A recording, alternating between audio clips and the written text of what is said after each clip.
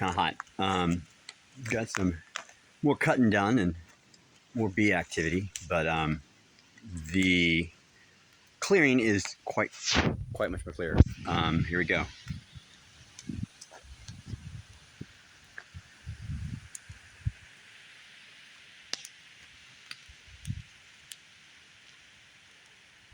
Now, this looks like a complete and utter mess. I understand that, but here's the thing: there was no clearing here 6 months ago. Now, finally got rid of it. It was a 7 foot tall mound earlier. That is now no longer in existence. There's a storm blowing in, so I decided to take a break from cutting down trees. Just because, I mean, you know, storm. But the cool thing is, you know, we've pushed out beside the cabin here now pretty far, really. I mean, the whole idea is that when I'm in the cabin, I want to be able to see what's out here. So now I have a little bit of clearing. And also, by doing this, I have come to, that tree right there. Can you tell? Yeah. That's a problem tree. Got to do something with that. It's hanging on by a thread. And I don't know where it's going to go. But anyway, when I'm cutting these trees, though, I come up to like, ooh, this big tree. I like that big tree. I'm going to keep that big tree. But for that big tree to be like really cool, it needs to be cleared out around so you can see it. Because I didn't even know it existed. And then over here, there's that pine right there. Or red cedar, I guess. I like it, so I want to have it to where I can see it. And there's this big tree here. So wanting to clear to where you can see it. So basically, now we have big tree, tree. Stuff that's behind it, that'll stay there, okay? But we're trying to make it to where we can actually see the interesting trees, you know? I'm on the fence about this guy right here. Because, I mean, it's not that interesting, but it's the only one right here. But then again, maybe I need to have it to where it's open there, you know? I don't know if you can see it or not, but anyway. But, for right now, it stays.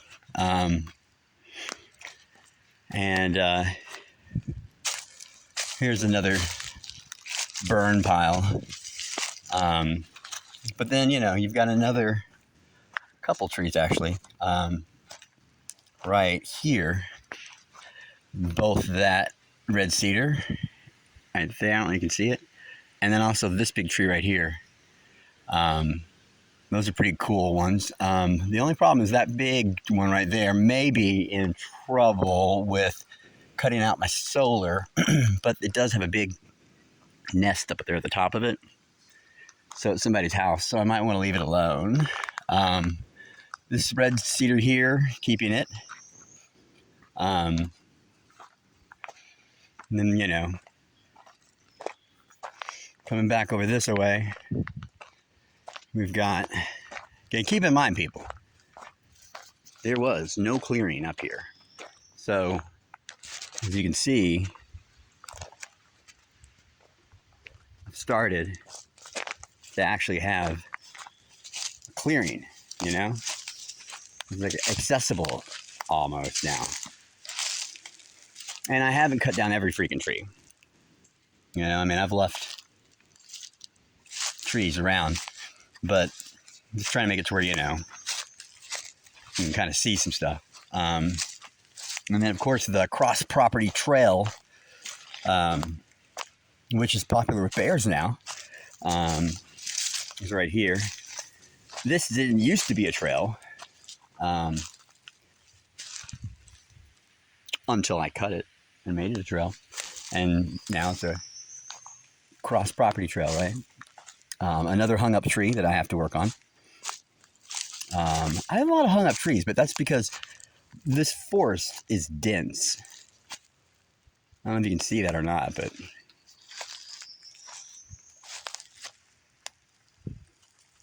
I mean, you know, it's dense. And I think the rain's starting. But this is the trail though. Hung up tree. And it goes all the way down to the ravine down there.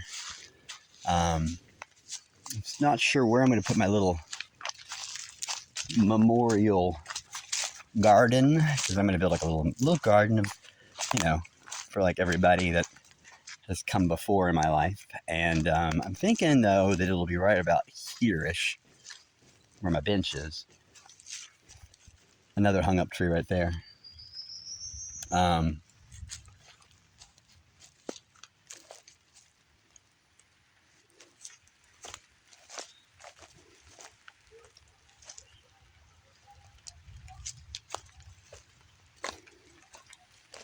But totally looks like a different area in the now that the green stuff's up.